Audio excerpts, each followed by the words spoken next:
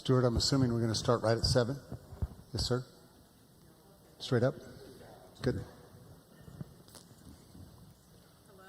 Hello, everybody. Good evening. Glad you're all here.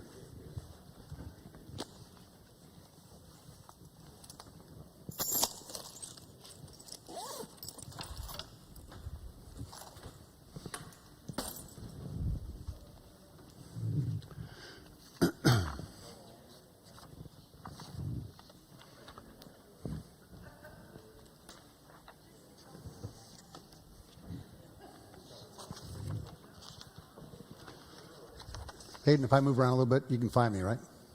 And that's my welcome camera right there, too? Okay. We don't have a camera there, do we, Stuart? Is there one here? No? Yes, no? Thank you.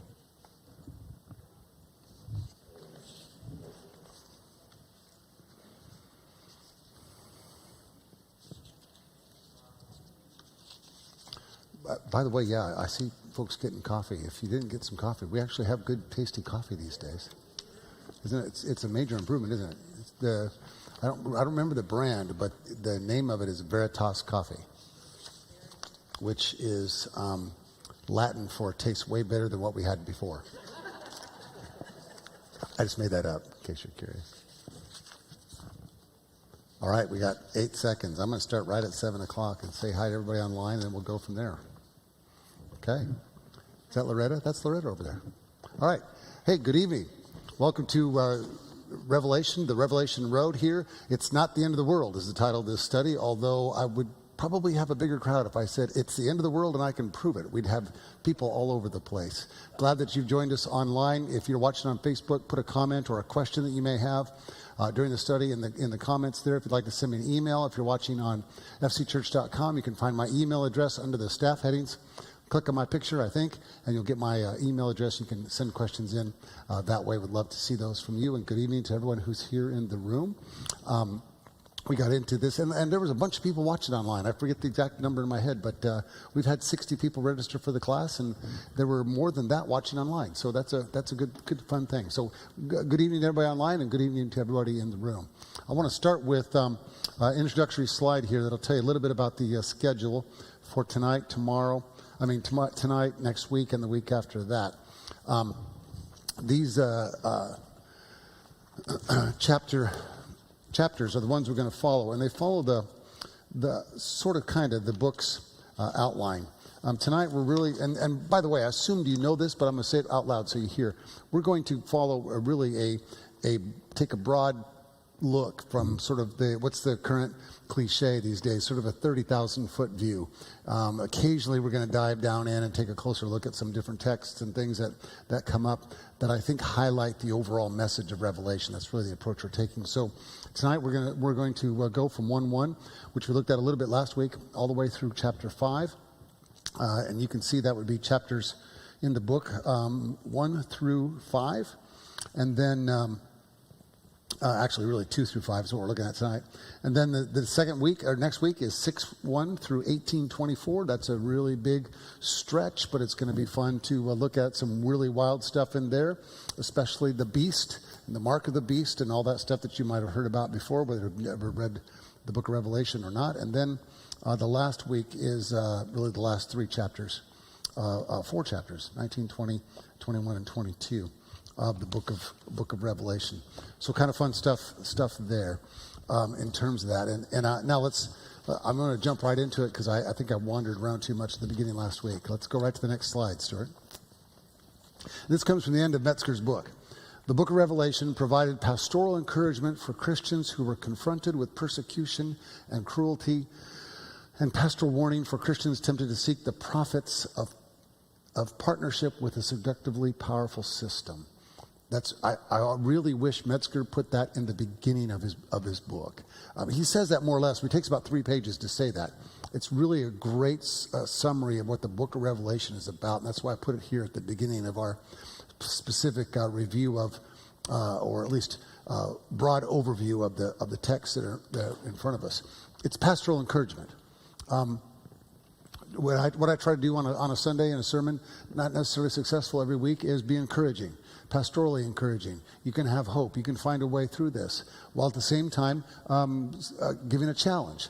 At times there's a call to action, a very serious call to action. Loretta might remember the Sunday that I preached after the shooting at a church in Texas, where a couple dozen folks were massacred in a brutal, horrible shooting during worship of all things.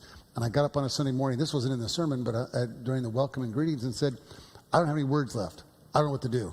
If any of you want to do anything about gun violence in our land, send me a note. Buck Byrne volunteered, Loretta volunteered. I can't see if there's any other volunteers for that group, but a bunch of us got going on that and did some really good, important work, which, by the way, there's a new iteration of that coming next. But that's what he's doing here. He wants to, he being John. John wants to provide comfort and support and encouragement and hope, while also issuing a challenge. And part of the challenge is really that last part, a warning for Christians tempted to seek the profits of partnership with a seductively powerful system. Somebody in the New Testament who appears in the Gospels would be a great example of that. Have you heard of the name Zacchaeus? You know the little song in Sunday school, Zacchaeus was a wee little man. How's it go? You know the song. I climbed up in a sycamore tree for the Lord he wanted to see. And Jesus said, anyway, I'm not going to sing any more of the song. I'm only allowed to sing like for 30 seconds before they cut off the stream on the internet. Anyway, Zacchaeus was exactly one of these persons who was profiting from the partnership with a seductively powerful system. He was a tax collector. He would have been considered a traitor to his people. He saw there was a way if he got involved with the Romans, and Rome, remember this, Rome is the subject of this book. It is Rome and their seductively powerful system that John is writing against constantly. Well, Zacchaeus found a way into that and used that for his own personal profit. Now, it's kind of easy 2,000 years later to say, well, yeah, but not us. But is it really? Are there ways we can profit from a seductively powerful system here in the United States of America? My answer would be yes. I'm not going to go through what all the possibilities might be, but maybe perhaps you can consider what those are and think of them on your own, or maybe even think for a moment of any time that you gave in to that, quote, powerful system and ignored what might have been Christ's teachings. I don't say that to induce guilt. I don't think guilt is a good thing, unless guilt is a bridge towards confession, towards forgiveness. But that's really what he wants the Christians in his time to hear, is that this is indeed a word for you to consider how you can fight off whatever these seductions might be. And this is what I want to be really clear. You know, as a kid, the only seductions we learned about growing up in the really almost fundamentalist churches, many that I attended as a kid, the seductions were almost always sexual or had to do with food or drink, or don't drink too much, don't dance, don't do anything before marriage, all those sort of things. If you're wondering what anything is, I'll explain it to you later. All that kind of stuff. That's what the whole focus was upon. And I remember as a teenager carrying an enormous sense of guilt for the fact that even some of those things might have been a temptation. Which I went to a year and a half of therapy with Julie and got over that. That was a real helpful thing. In my own personal life, when really what he's talking about does that mean it's okay to drink a lot and get drunk and mess around and no, that's not what it means. But it means those aren't the primary concerns. The primary concerns are, how are you being sucked into the system in which you maybe don't even knowingly participate in. It just becomes for you normal. I'm going to say a little bit more about that later on in the study tonight. Let's go to the next slide, Stu. All right, so here's a nice map. Can you see that okay? Nice map of I hope it's online too, of what's called the province of Asia. By the way, and if you've been reading the book, that you know that the province of Asia refers to this portion of Turkey. It does not refer at all to what we would call India or China or Indonesia or any of those areas. 2,000 years ago, this was the province of Asia. So you see where the island of Patmos is in the Aegean Sea. You go directly east from there to the city of Ephesus. These are the 7 cities that John was writing to. And there's a whole lot of debate about the order of the cities and why are they ordered like this. And this must mean Smyrna or Ephesus really needed to hear this word. And Laodicea was seventh on the list and not as important. Well, there's a couple things that Metzger points out in his book. How many of you have Metzger's book? A couple of you have Metzger's book? Some of you do. Good. Hopefully you've read as much as I've read and are up to speed on some of these things. But let me just highlight what he points out. Number one, the number 7 is what? A number of perfection or completion. Very good. Boy, that's A's for everybody tonight. That's good. Even Julie, who's in the back row, gets an A. Number of completion or perfection. So there's a sense that what John is saying when he's writing to these 7 churches, that his message is really meant, even though there's specific messages for each individual congregation, that it's really a message for all churches. And think of it, there's dozens and dozens, maybe even by the time he's writing this, hundreds of churches scattered around the Aegean Sea. I'll go north up the coast from Ephesus and into Macedonia up there at the top of the Aegean Sea. You get into Thessalonica. Philippi is not too far from there. Then Beroea, then on down towards Corinth and Athens. Over along the Mediterranean Sea, there's more churches. There's churches, of course, up and down the Mediterranean Sea in what we call Palestine or the Holy Land today.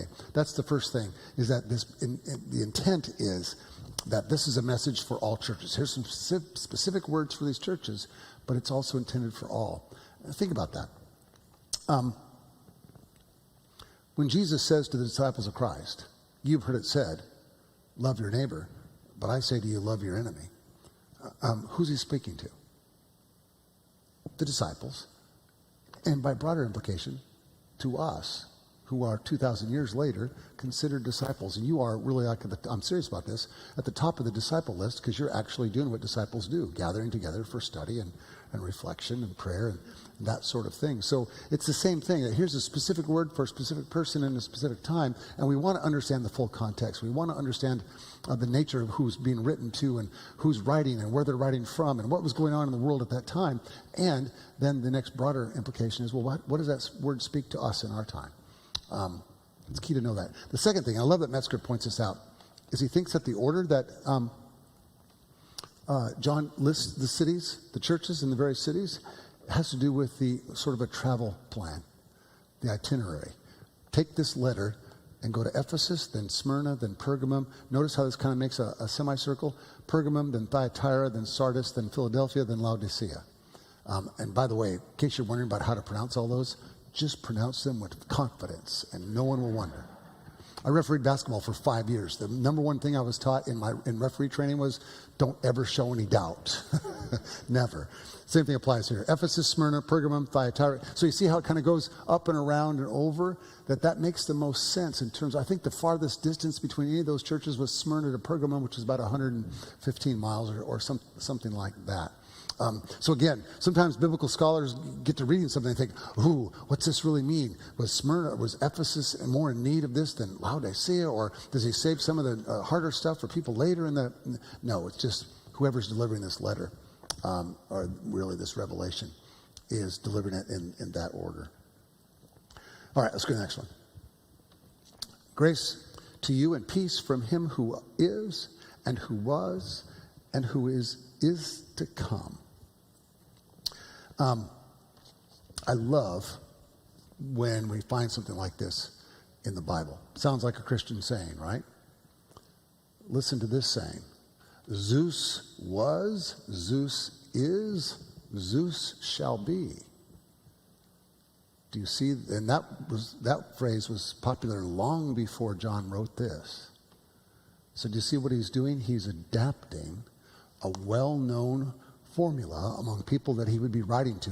Remember, they're in a Roman province. They're under Roman rule. There would be the cult of Zeus would be found in every one of these cities. And he uses a phrase that's familiar. Now, I'm going to explain there's a little difference between what John does here and what that phrase says. But this is what a really good preacher does. You take something that people hear all the time and you use that as a basis for the way you present an idea or something that you present as true to your congregation. I try to use contemporary examples from movies or books or things that are happening right now in the world as a way of engaging people. You may not know anything about the Bible, but if I say, there was this one episode in Ted Lasso where everybody gave up all their differences and had a great Christmas party. How many of you have seen the Ted Lasso episode of the Christmas party? Well, only a few of you. Watch Ted Lasso because I'm doing a sermon series on it in January. Will you please? So you use contemporary things like that. And now what makes it even more fascinating is he's taking a phrase from another religion and adapting it to speak the truth of his own particular religion. Miroslav Volf wrote a wonderful book. He's a professor at Yale.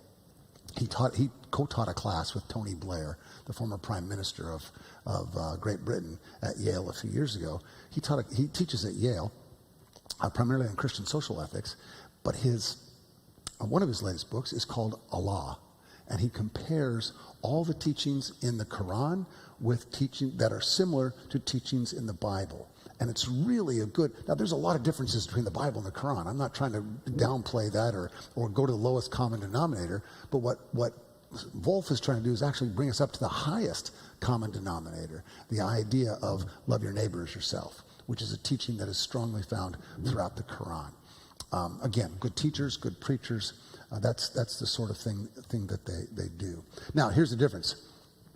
Grace to you and peace from him who is and who was. And here's the difference. Zeus shall be, but Jesus is the one who is to come. So it makes it a little more personal, a little more direct. He was, he is, and I saw a bumper sticker once that said, Jesus is coming and he's ticked. That wasn't the word on the bumper sticker, but that was kind of the idea. John's not quite saying that, but he wants us to know, hey, you need to be prepared because you might be seeing Jesus at any time soon. But the thing that I think is the coolest about that is how John is using a phrase from another religion. All right, let's keep on going. This is really important thought to keep in mind as we read through the book of Revelation. Attempts to make the book of Revelation mean what it says almost always fall completely apart because you just can't take this wildly metaphorical language and turn it into literal meaning. Then the second mistake people make is they take this wildly metaphorical language and they try to turn it into some sort of hidden code that speaks to what's going to happen today. I hope it won't make you raise your hand, but I hope you've read the book of Revelation later on, not in the part we're going to get into tonight, but later on. I think it won't be until it'll be next week. There's a mention of Gog and Magog. These are two ancient deity adversaries of God from hundreds of years before John, and he referenced them in his book. I mentioned a couple of the books written in the 70s especially, and some books that are still popular today last week. And a lot of these authors try to identify who Gog and Magog are. It's going to be when the Cold War was really happening. Well, that was Gog and Magog were who? Can you guess? The Russians and the Chinese. Not the United States. We're the good guys. I'm seriously, that's one of the mistakes of that sort of interpretation is the people who interpret the Revelation that way, they're always in the group that are the good guys. And those two folks are the bad guys, or somebody else is the bad guys. And we stand with Israel and all that stuff. The short answer to that is no. That's not what it's about at all. It means what it means. I love his phrase there. It means what it means. I taught a Bible study once actually a few times. During my days in Atlanta with my friend Matt Collins, who has a PhD in New Testament from Vanderbilt. Extremely smart guy. Matt did the part that the title of our Bible study, whether it was the book of Romans or the book of Matthew or the book of Exodus or whatever, was what's it say, what's it mean? Matt would do the what's it say part. He'd give the technological, super intellectual, theological issues and underpinnings of what it says. And then I would do what's called, the fancy word is hermeneutics. What's the interpretation? What's it mean? in the book of Revelation, you almost always got to focus on what's it mean. Sometimes what it says is enough, and it's meant to be taken literally. Rarely is that true in the book of Revelation.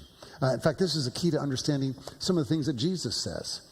When Jesus says, there'll be portents and signs and wars and earthquakes and all of that. Well, what's he mean? What does he mean? As soon as there's a war and earthquake, does that mean that Jesus is coming again? That it's the end of the world?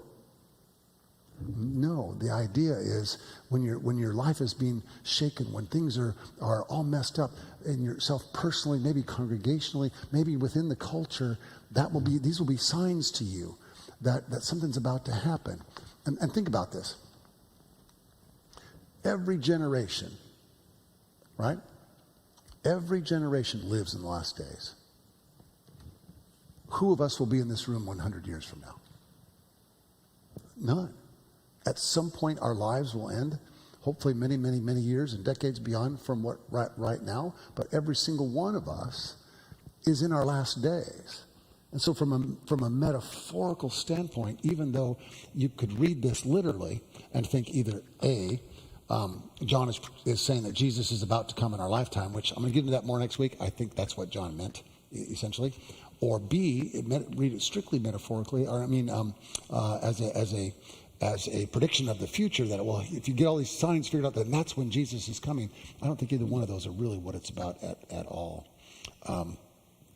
It really has more to do with what's it mean. For example, early on, Christ is described as standing in the lampstands.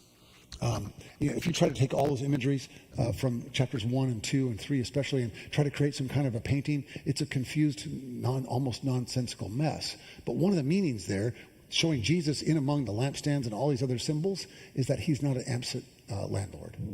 He's not off on the other side of the country telling you what to do. He's actually going to be in your house. He's going to be a part of your life in a way that is direct and personal and not far away. All right, next one. Now we'll get into some specifics here. This is his word to the church in Ephesus. Now, I'm not going to go through all the church sayings, all the particular messages to each of the individual churches. I've picked a couple that I think highlight some very serious things that are happening in the book of Revelation. I think also that apply to us. I have this against you. So, are we clear? There are 7 churches named, and each of the 7 churches back on that map, around that whole big arc through the province of Asia, have a particular message for them, one that can be understood broadly as well, even in our day. Here's part of his particular message for Ephesus, which is he's pretty positive with the Ephesians, but then he says, "I have this against you. You have abandoned the love you had at first." He's really clear with them that they understand the teachings, that there's an orthodox understanding of those teachings, orthodox meaning the right way to think. But as well as they understand, the way they practice is confused. Do you see the point he's making? You might have memorized the books of the Bible, Genesis, Exodus, etc., all the way through to Revelation. You may be able to quote verse and chapter of anything that you want to make a point about something in the Bible. You may know the Sermon on the Mount and have it memorized. I had a friend in seminary who memorized the Sermon on the Mount and gave it as a sermon once a year to kind of remind his people of the power of Jesus' teaching. You may know all that stuff, but what does the Apostle Paul say? If you know all that stuff and have not love, you are anybody remember? A clanging cymbal, I heard somebody say, yes. You're a loud, noisy gong. You're just a loud noise that doesn't have anything behind it at all. That's essentially what he's saying to the church in Ephesus. Here's kind of an interesting way to look at it from my own personal life. Julie and I we met in high school. She was mad at her boyfriend, and I sat by her you probably heard this story, I sat by her in the stands after a basketball scrimmage where Julie was asked to keep stats. She was one of the stat girls on our basketball team, and she told me her boyfriend was mad at her, and I said, I've got an idea how you can get back at him. And she said, what? Well, why don't you go out with me? She said yes, and then we got married. That's pretty much the story. Maybe I've left out a couple of details in between. But this was it was called Canyonville Bible Academy. It's now called Canyonville Academy. I think it's called that still. It was essentially overseen by a couple of Assemblies of God churches, very fundamentalist, very strict. We couldn't sit by each other at chapel or at church services. We had a boys' side and a girls' side. God knows what would happen if you sat by each other in church. And so there was really super strict, and there was a super interpretation of the Bible, and boy, you better live your life right or you're going to burn in hell. And that was really a clear message given to us. And yet those same people are some of the most extraordinarily gracious, kind, and loving people that I ever met in my life. My basketball coach, Coach Jones, we got to see him a couple of years ago, was unbelievably gracious to me, unbelievably kind, a terrific example of hard work and determination. He taught science at the high school as well as being the basketball coach. And I almost, 10 years later, it took me a while to figure this out as an adult, but 10 years later, looking back, the kind graciousness that they gave is exactly the stuff that I preach. They almost didn't practice their own orthodoxy, which I think is fascinating. That's what John is saying, is your loving action is more important than your commitment to orthodoxy, as it were. All right, let's go to the next one. This one I think is fascinating. Every time a slide comes up, I'm going to go, oh, this is fascinating. So this is the fascinating night with Glenn. At Pergamum, this is another one of the cities, remember, that they were sending messages to. John was sending messages to. They were taught to eat food sacrificed to idols. Now, why was that a problem? Anybody know? A random guess or venture guess? Jews were not allowed to eat anything unclean. That's a perfect way to describe that. I'm glad you said that, because I'm going to reference something that Peter experienced in the book of Acts in a couple of moments. Yeah, so Jews aren't allowed to eat anything that would be considered unclean. Now, some of the things that sacrificed to idols, though, if it was beef or chicken, would be clean as far as they're concerned. So it's a little bit more than that. It's actually food that's been given to honor. It's both. Some of the foods were unclean and almost made unclean by the fact that it's been sacrificed to a foreign god. And their allegiance is not to these other gods, but to Yahweh, to the one God. Now, for Christians for those who were in the way, the followers of Jesus, and we're going to talk about the phrase synagogue of Satan in a little bit, to those folks, they essentially practiced the way Jews did. Essentially the same kind of practice. But it means more than it really is. It really, in John's mind, means more, because if you do this, if you participate in eating food that's been sacrificed to the gods of the empire, you're essentially saying the empire of Rome is the way I live my life. You're essentially selling out. You're essentially going away from your own practice. You're essentially saying that what Rome does in terms of military might and crucifixions, they would crucify 1,000 people on a day just to make a point. We think of the crucifixion as this one event that happened to Jesus and a couple of people next to him. There's a report of 500 Pharisees being crucified after a worship service to really make the point of, you guys can't do this, or you better stay out of our way. They crucified people by the tens of thousands, hundreds of thousands. For John, to eat the food sacrificed to idols means you're okay with those people being crucified. Do you see how it's more than just a simple religious practice? It's like I think I can't remember if I told this story last week about Lutherans drinking beer. Maybe that was in another conversation somewhere. But I remember when I was in third grade, my dad's best friend was Archie Thornton. And Archie was a Lutheran pastor. And Archie had a couple of, did I tell this story to you all already? Oh, good. And Archie had a couple of kids who were my age, and I really liked them. And they invited us over for dinner after church one Sunday. So my dad had preached, and Archie had preached, and we got to their house, and there was fried chicken and mashed potatoes and creamed corn and salad or something, which I ignored. And I was just so excited to be there for this dinner with my dad's friend Archie, who was totally funny. He was probably like 35 years old. Funny and hilarious and great to be around. And after we said the prayer, his wife got up and went into the kitchen and brought Archie a beer. And I was convinced I might go to hell if I died that day. Because we don't eat meat sacrificed to idols, and we certainly don't in my church drink beer, because I'd heard my dad say that we don't dare do that. It's more than that. It's not really about that. Yes. They were taught to eat food sacrificed to idols. Nope. Oh, to not eat. Sorry. Yes, thank you. Not should be there. That's my typo. That's not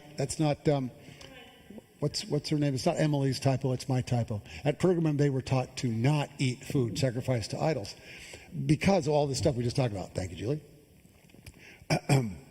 What John's really getting at here is you're not to eat food sacrificed to idols because when you do, you're giving an okay to crucify by hundreds of thousands. You're giving an okay to rule by the sword. You're giving an okay to Rome to take whatever they want, to do whatever they want, to exploit the poor for their own good. We're going to get into some comments about slaves next week from John in this revelation as well. And it's clear that he is anti-slavery. It's very, very clear when we see that. Okay, so you kind of get the point. But here's what's interesting. And if you read the book, you might remember this. The Apostle Paul says, and we don't care about that. What Paul says is don't participate in the ritual that happens around the sacrifice of meat. If that meat's been sacrificed and now is being to idols, but now is being sold on the street, it's okay. Go ahead and buy it, because when you buy it there, you're just buying it for sustenance. You're not acknowledging the power of Rome engaged in it. Do you see how that's a slightly different interpretation? That's by the way, that's both those viewpoints are in your Bibles. We always want to be clear about that, both those viewpoints. And what's even referenced in the Revelation is this man named Nicolatia, who was teaching his people to participate as a way to ease tensions. Okay, so you go to your neighbor's house, and they are part of let's say the cult of Apollo, and they've sacrificed to Apollo that night. Or even better, to Domitian, who was the emperor, and there was a whole emperor cult. They oftentimes referred to their emperor as a deity. They've sacrificed their meat to Domitian, and you're thinking to yourself, well, I want to sell tents, and my wife makes yarn, and boy, we could sure make some good business connections, so let's just go ahead and eat. Nicolatia said, yeah, that's okay. You're making some connections. It's not a bad thing. And it also kind of eases the persecution of Christians. If you can learn to find a way to moderate this. Those are basically three different views of how to deal with this issue, which is another way of saying for us, we want to be really careful, and I have to work on this a lot, on how we understand other people's practices and how we see ourselves practice in light of that. We want to be careful that we're not pointing our finger at somebody else when there's a log in our own eye. That would cause that other person to truly stumble by the way we treated them. Oh, now back to Peter in Acts chapter 10. Peter, this is another slightly different interpretation. In Acts chapter 10, Peter has a vision. And in this vision, he sees this gigantic sheet rolled down from heaven, and there's all these kinds of food on it, including pork and shellfish. And if you know anything about Jewish ritual practices, you don't eat pork, and God hates shellfish for some reason. Maybe God was allergic in those days. That's a terrible thing to say. And Peter says, and the voice says, go ahead and eat what you want. And Peter's like, no, this is a trick question. I'm not supposed to eat this stuff. You know better. Don't try to trick me. And the voice is like, no, it's okay. Yeah, all things are clean under my understanding. But then in Acts 15, you get a real clear teaching that says you should abstain from eating from meats and foods that have been sacrificed to idols. So it's kind of all over the place. But in Pergamum, it's really clear, I think, in John's view, that you've got to be careful you're not getting sucked into the Roman Empire system here. And so why don't you draw a line and just not eat any whatsoever. All right, let's go to the next slide. Every generation of Christians must face the question, how far should I accept and adopt contemporary practice standards and practices, business, social arrangements, and the like? So he's making the point that I was just trying to get across. He's really underlining that. Can anybody think of something in our culture, in our society, that might be considered okay, that might not be something that Christians would participate in? I mean, it's kind of a lot of these are really, really super gray. We used to have blue laws. Y'all know what blue laws are? They're still in practice in Kansas. You can't buy beer between 1 and 5, which is like really strange. You can buy beer and have a couple before church on Sunday morning, but you can't have a beer after church when most preachers really need the beer. And there's strange beer laws, blue laws like that. In the county that we lived in when I was in 3rd, 4th, and 5th grade, my dad was the chair of the Keep Newburgh Dry Committee. And you know who their number one supporters were? All the bars that were on the edge of the county, because that's where everybody in the county, which was dry, went to drink in the other county nearby. So they were the number one supporters of that stuff. See, it's really hard in our culture to do this. But on the other hand, I met a guy 35 years ago who was a nuclear physicist. His number one job was building nuclear bombs.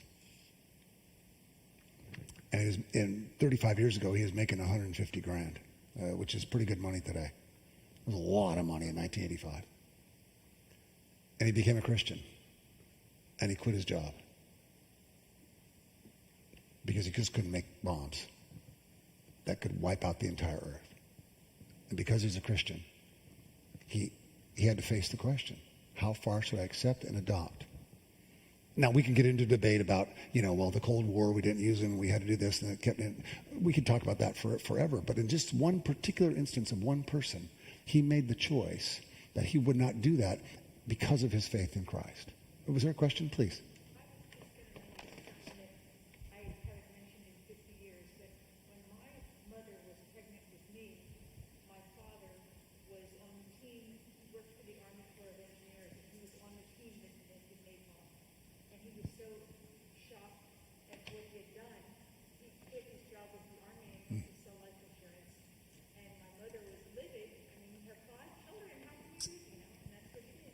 So I got some feedback last week that people online couldn't hear that. So I'm going to try to repeat what I said, and hopefully what I heard you say, and hopefully I get it right. Your father 50 years ago was part of the team that a long time ago, that invented napalm, and was so put off by that, had to quit and do something else because he just was wrong in his view. Did I say that right? Yeah, so I hope you got that online as well. I think that's a perfect illustration. And again, there's lots of debates about just war. There's a whole thing called just war theory. Anybody ever heard of just war theory? About the only war that really fits just war theory really well is World War II. But even there, it kind of falls apart at places. So this has been a dialogue for Christians for forever. In the first century, when Roman soldiers would become Christians, what would they do? Refuse to fight. They would absolutely refuse to fight because they heard their Lord and Savior saying, "Thou shalt not kill, and thou shalt love your enemy." And they were just, how can I possibly carry a sword and be a soldier? And again, there's broad levels of debate and discussion here. But what John wants his hearers, and they are hearers because it would have been read out loud in church, is to think about your own life. And where is there some place in your life where you might be accepting standards and practices and business and social arrangements and the like, where you just know it goes against your faith? I mean, for example, I was part of a hard discussion with the denomination many, many years ago about not investing with companies that were investing in apartheid South Africa, even though some of those companies were making bazillions of dollars. And it was really helping the denomination's investments. It was a huge controversy back in the 80s, a big fight that came up. But there were passionate people, and I was one of them, who believed we can't invest in this, which essentially is apartheid. We're saying, okay, apartheid, we're just going to ignore that that's happening because we're going to make money off of it. We simply couldn't. I couldn't do that and put my name on the same thing.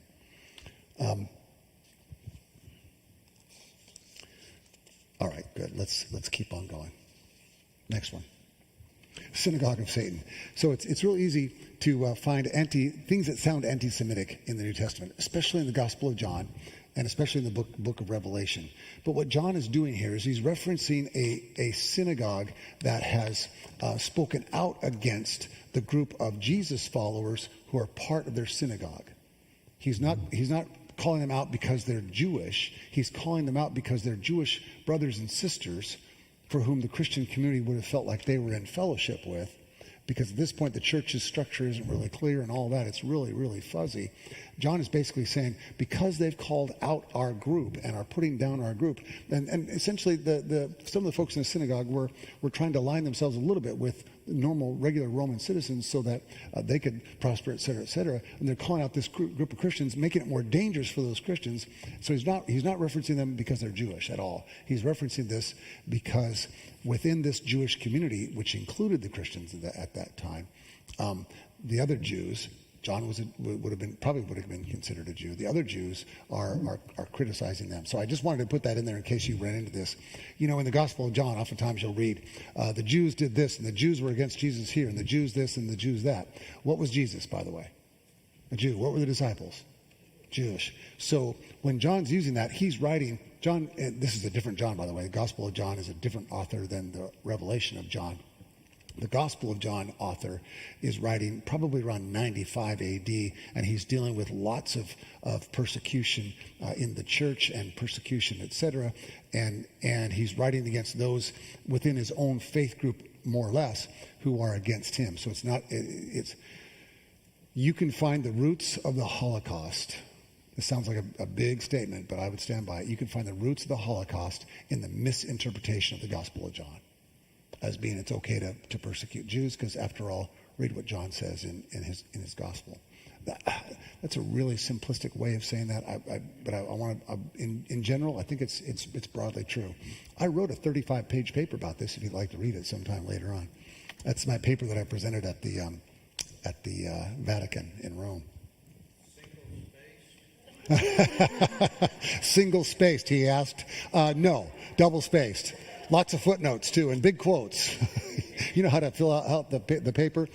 Most nervous I've ever been was presenting that paper at the college, the Bible College of the Vatican in Rome. If you've been to ancient Rome, you've probably walked by the Bible College of the Vatican.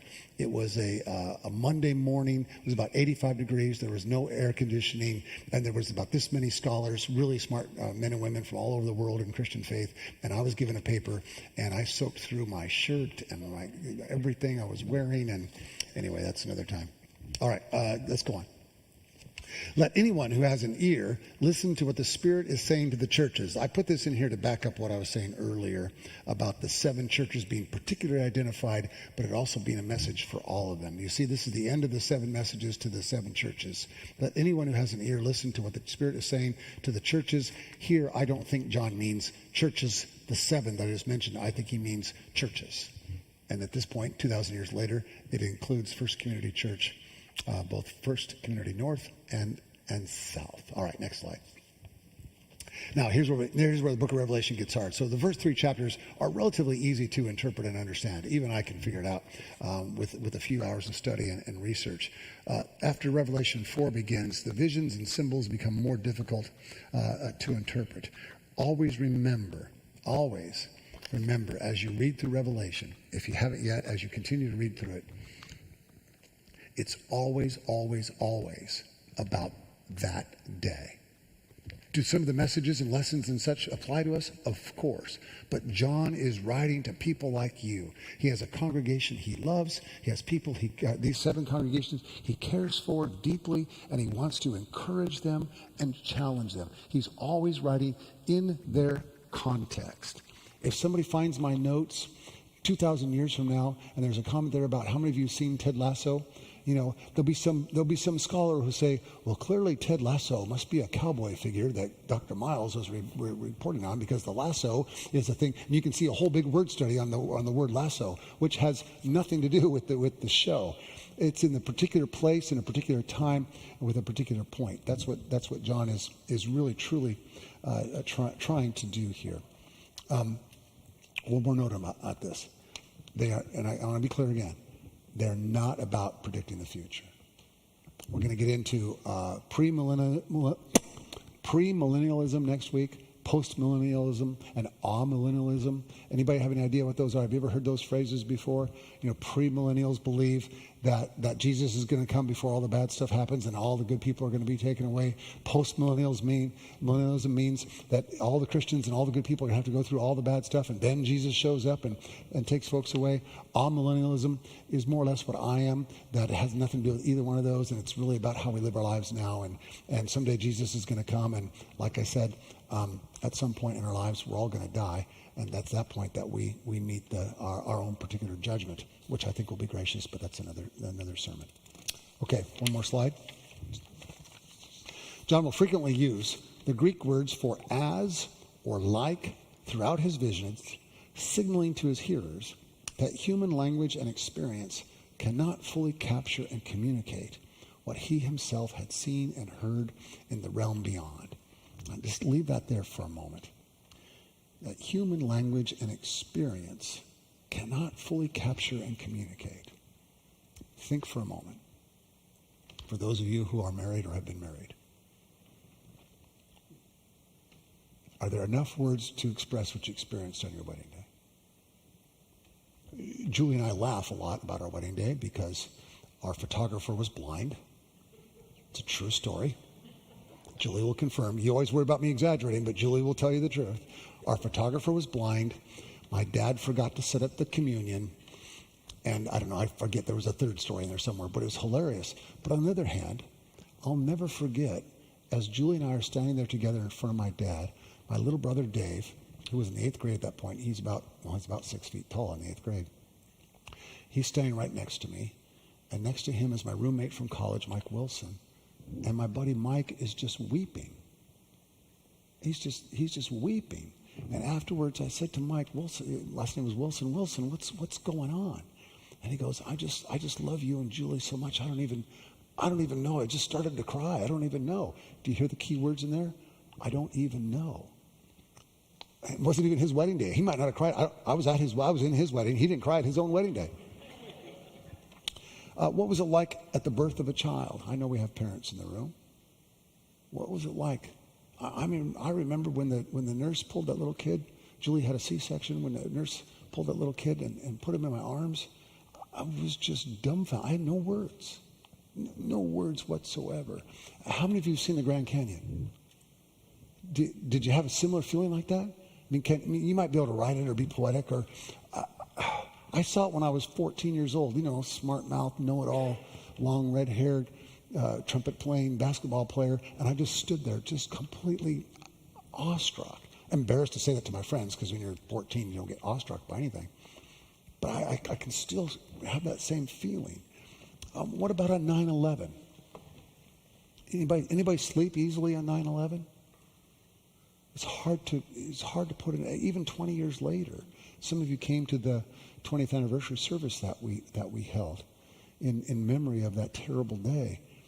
In working on the sermon for that day and looking back through some of the video clips and reading, there's a book called I just went blank on it. The Only Plane Left in the Sky, something like that. And it's all these first-person accounts of what they experienced. And 400 pages later, I still couldn't put it in my own words. I still couldn't put it in my own words. Our first trip to the Sea of Galilee was when Julie and I were in Kansas City. We took a group from our church there to the Holy Land, and I'd written out a homily, and it was a little 7-minute homily, nothing intense. And then I memorized it, learned what I was going to do. And Julie and another member of our group were the song leaders, and they led us in 3 or 4 songs. And then somebody else in the group gave a prayer, and somebody else read the scripture. But the whole time, I didn't hear anything they were doing in the scripture, and I completely forgot the homily because I was so awestruck. All these places where you go in the Holy Land, not all of them, but many of them, it kind of feels cheap and cheesy, like the wedding at Cana. I don't think the group that I took to Holy Land from here, I don't think we went to Cana. Cana was just total cheeseball. You're just gross. And I didn't like it anymore. And there was a few times I had that experience on a trip, but on the Sea of Galilee, this is the Sea of Galilee.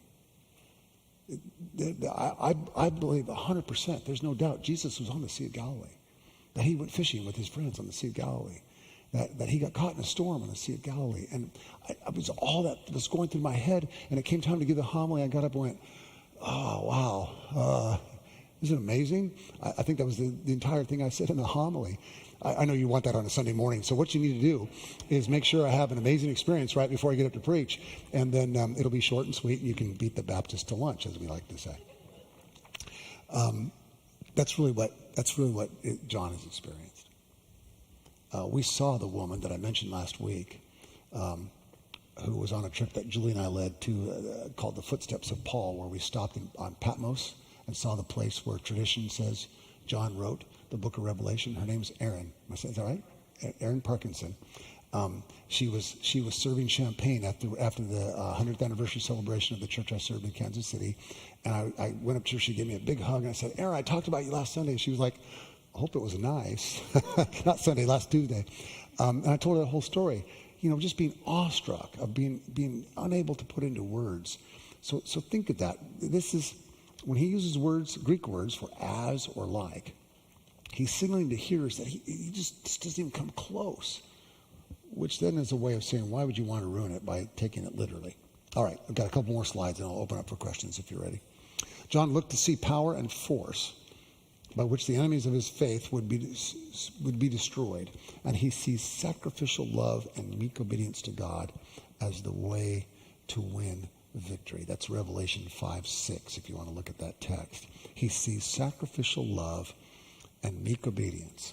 Now, the book of Revelation is full of violent imagery. Horses with swords coming out of their mouths, and huge a million soldier army, and all kinds of things. But the key to understanding all of that, in fact, I like to use the word colander. The colander for the book of Revelation, in understanding what everything that John is saying, is right here.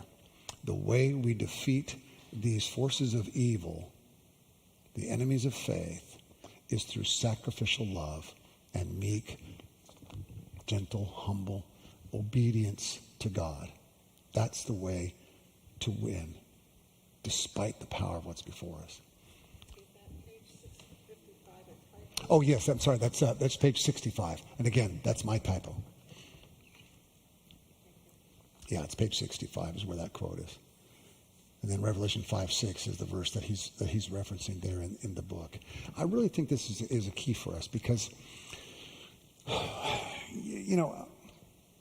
remember when I got to the church in Kansas City, and somebody said to me, we used to be a church at the heart of City Hall. We used to be a church that was on the front lines. We used to be a church that had power and strength, and when we spoke, the city did what we said they should do. There's a part of me that kind of likes that.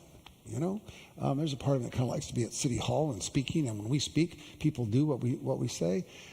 But I was always cautious there, and still cautious here, that it's not the seat of power at City Hall that I want, but rather the voice where we can speak congregationally to City Hall. Do you see the difference I'm drawing? The distinction? Philip Yancey has written a number of books. My favorite one is called What's So Amazing About Grace. Well, Philip Yancey, I think in the Bush years, early in the first, I can't remember which one of the Bush presidencies, got invited to the White House and got invited to be a participant in a couple of the activities there where these church leaders were brought in. And he remembers reflecting on how he felt like, boy, I am at the seat of power. I've really achieved something. I've got the right place. And then he caught himself after about the second or third time that happened and said, no, I'm not to have a seat at the seat of power. I'm to be a voice speaking to power, which, whether you're Democrat or Republican, that's what we're called to do in the church, is speak out to those folks. I was concerned. I'll be real blunt and real clear here. I was very concerned about what was happening at the border under President Trump. I'm very concerned about what's happening at the border under President Biden. I make no bones about that. You want to guess who I voted for? You can talk to me. You have to buy me lunch if you want to know who I voted for. That's my rule. And even then, I might avoid the question and try to get a second lunch out of you. But that's what I'm called to do, is speak out on behalf of those in the margin. Speak out of those who are pushed continually to the edges, and the weak, the forgotten, the downtrodden, and speak on behalf of them. That's really what the church is called to do. This is really the key here. he sees sacrificial love and meek obedience to God. And I think obedience to God is speaking out on behalf of the refugee, the poor, the outsider, the stranger. All right, that's too much preaching. Let's go on. The might of the Messiah God sent, however, is the power of self-giving love. Yeah, in case you didn't get what I just said, there's another text on it. All right, I want to hold off on the last slide, Stuart, because I'll take some any questions. Felix, you had a question for me last week about Revelation as a book of hope, and where is there hope in Columbus? Am I saying your question correctly? That question came from Felix, who's one of our newest members. He and his wife are former missionaries to South America, to Haiti. Paraguay, thank you. Okay. So where's there hope in Columbus right now? Where do we see hope existing in Columbus? I think there's some cool things that are starting to happen in the churches. There are churches that are talking to each other about how do we eliminate gun violence? How do we bring social justice to some of the poorest parts of the community? One of the things we're going to be working on in our church here is, for example, a simple thing. How can we turn some of the urban sections of Columbus that have absolutely no greenery and turn them into green spaces? One of the most dangerous things that can happen for you is to be a resident in an urban area or neighborhood where there's nothing green. Your temperature is higher in the summer. Your health is lower. There's all kinds of research about how difficult it is just planting trees, for God's sake. And I mean that in the best sense of that phrase. Planting trees for God's sake can make a difference. So there's a lot of those kinds of things that are starting to happen, and we're especially seeing them here in our church. I'm very hopeful about the immediate future. Food deserts and things like Julie just mentioned, aren't they looking at food deserts? There are urban food deserts where folks who live in some communities who don't have cars can't get to food. I mean, we have folks, our clients, who come to our food pantry at Heart to Heart. It's not easy for them to get there anymore. Do you know why? The bus doesn't come on our street anymore. Right. So what can we do about that? How can we change that? What difference can we make? Well, I don't want to get into the details on that, but there's a lot of conversations right now about how do we get food to folks. More than that, how do we help establish businesses that will be available to them where they can buy healthy food? I read a great story a couple months ago about a church and a few organizations banded together. They built a coffee shop and a grocery store. And the coffee shop became a place for social gathering, and the grocery store was set up not to make money, but to serve the neighborhood, to cover their bills, but not make money for some corporation somewhere. So there's a lot of hopeful signs. We got to keep going, though. We got more work to do. In fact, you're on my list to call, just so you know. Other question. I think, Steve, I think your question comes up next week. Okay? I haven't forgotten yours. Other questions from tonight? Comments? Any other typos that you found in my typing? Thank God I'm not paid to type. All right. Right back here, George. I have to admit I did not read the Revelation. Is there evidence that each message to each of these churches was relayed across all churches? Oh.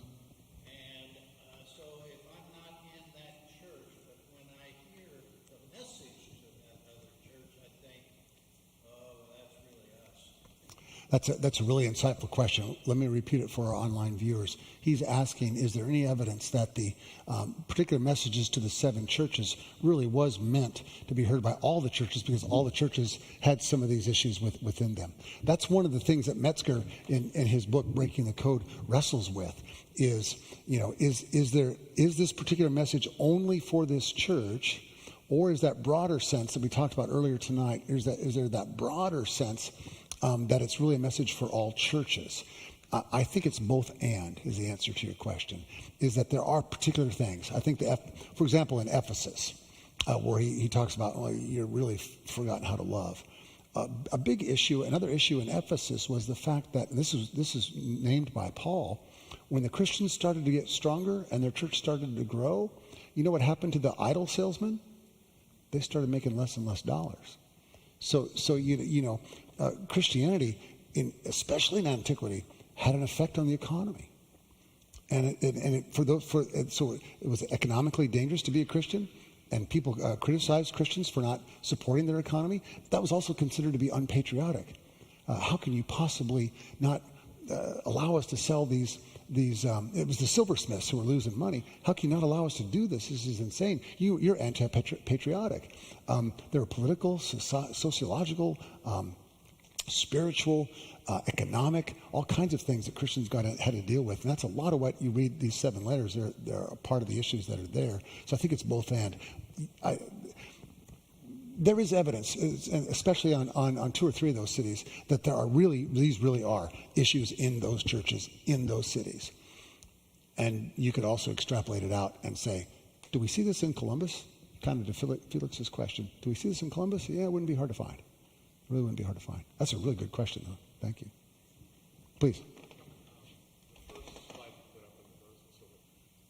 I think it's so important. Certainly the Bible and the message is relevant today, but you need to understand the cultural milieu of the time. And if we do that and study it, it makes sense. You understand why some of these symbols, Right. some of these sayings were known to the Gentiles and Jews, maybe not to us. Right. And you get so much of a greater appreciation of the Scripture as the Word of God. It's very, very well said. What he's saying is when we understand it in the culture and the context, we get a deeper understanding of what's going on in the Scripture, and that's really so true. That's why I use that kind of that catchphrase. It was a particular word written in a particular place, in a particular time, by a particular person to a particular community. And when you understand all those things, and frankly, in the Bible, you can't always understand all those things. Who wrote the book of Hebrews? Anybody know? The answer is no one knows. There's a lot of research recently that says maybe it was a woman. Who knows? No one really knows for sure. But if you can answer some or most of those questions, then you've got an idea of what's going on there. I mean, for example, the book of Proverbs. I'll stop on this one. The book of Proverbs. I think there's 6 or 7 chapters that are lifted straight out of Egyptian wisdom language and dropped into the book of Proverbs. I mean, we would call that plagiarism.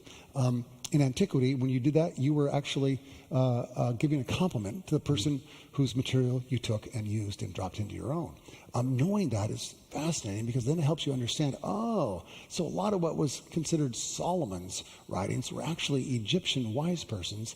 And that explains some of the things that Solomon got into that actually got him in trouble later. And it was all that super nerdy, fascinating stuff to me, but you're absolutely right. All right, that's the last question. I'll hang around if there's more questions that you want to ask me one-on-one. Let's have a prayer and call it a day. God, we're grateful for the way this word, 2 millennia later, continues to speak to us. It's easy at times to shrug, to ignore, or to push aside. But when we simply take a moment to slow down at the end of the day and revisit this ancient, sometimes poignant, and sometimes particular even to us word, we find that you are indeed still speaking in a way that is surprising and always, always calling us to live in the way of that sacrificial love. We pray this prayer in Christ's name. Amen. Hi, everybody. Good night online.